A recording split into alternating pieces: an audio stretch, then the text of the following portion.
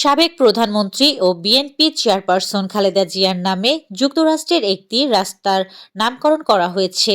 দেশটির উত্তর পূর্বাঞ্চলীয় রাজ্য মিশিগানের হ্যামট্রমিক শহরের প্রাণকেন্দ্রে অবস্থিত গুরুত্বপূর্ণ কার্পেন্টার স্ট্রিট এখন থেকে খালেদা জিয়ার নামেই পরিচিত হবে।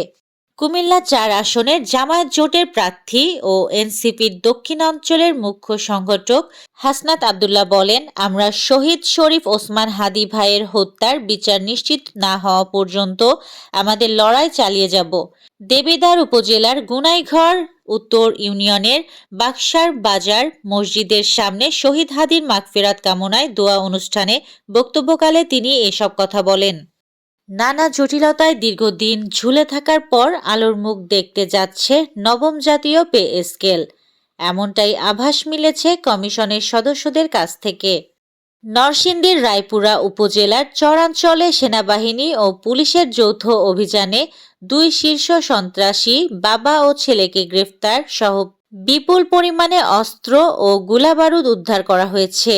বিকেলে রায়পুরা থানা প্রাঙ্গণে আয়োজিত এক প্রেস কনফারেন্সে এসব তথ্য জানান রায়পুরা আর্মি ক্যাম্পের অধিনায়ক lieutenant colonel Mohammad Abu Bakkar Siddique PSC. মার্কিন ডলারের বিপরীতে টাকার অবমূল্যায়ন রোধ এবং প্রবাসী আয় ও রপ্তানি খাতকে পুনরুদ্ধার করার চলমান কৌশলের অংশ হিসাবে একাধিক নিলামের মাধ্যমে 15টি বাণিজ্যিক ব্যাংক থেকে 206 মিলিয়ন মার্কিন ডলার কিনেছে বাংলাদেশ ব্যাংক। ভারতের বিরোধী দলীয় নেতা রাহুল গান্ধী প্রধানমন্ত্রী নরেন্দ্র মোদীকে তীব্র ভাষায় আক্রমণ করেছেন। তিনি মোদীর বিরুদ্ধে চাপের মুখে আত্মসমর্পণ এবং মার্কিন প্রেসিডেন্ট ডোনাল্ড ট্রাম্পের নির্দেশ মানার অভিযোগ এনেছেন। রাহুল গান্ধী মোদীর নেতৃত্বের সঙ্গে সাবেক প্রধানমন্ত্রী ইন্দিরা গান্ধীর নেতৃত্বের তুলনাও করেছেন। ইসলামের ইতিহাসে প্রথম প্রতিষ্ঠিত মসজিদ হিসাবে পরিচিত মদিনার কুবা মসজিদ। 2025 সালে এই মসজিদে 2,60,00,000-এর বেশি মানুষ ইবাদত ও জিয়ারতের জন্য সমাবেত হয়েছেন।